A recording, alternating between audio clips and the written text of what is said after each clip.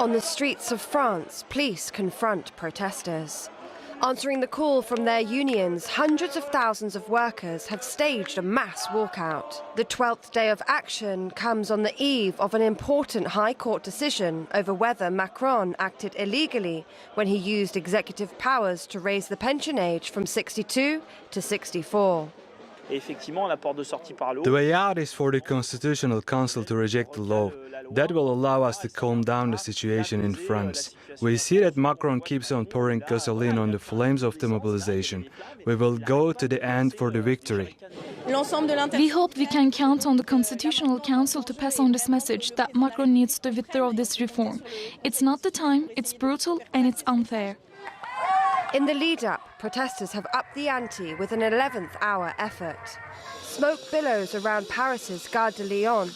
Nearby, the Louis Vuitton store is stormed by protesters, just as shares of the luxury giant jump to a record high.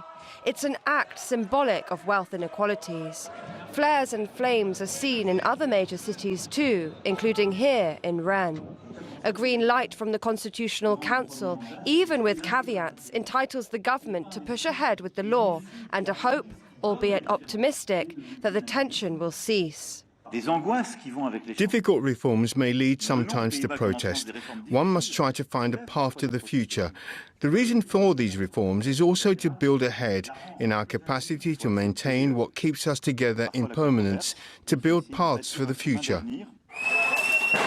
Confronting the biggest challenge of his second term, President Macron has made a U-turn, inviting union leaders to sit down at the negotiating table, regardless of Friday's ruling.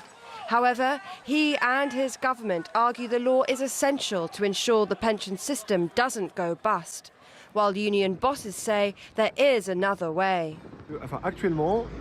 Emmanuel Macron wants to retire at 64. He wants us to work 2 more years, which is unacceptable, because the pension system is stable, is funded, it works.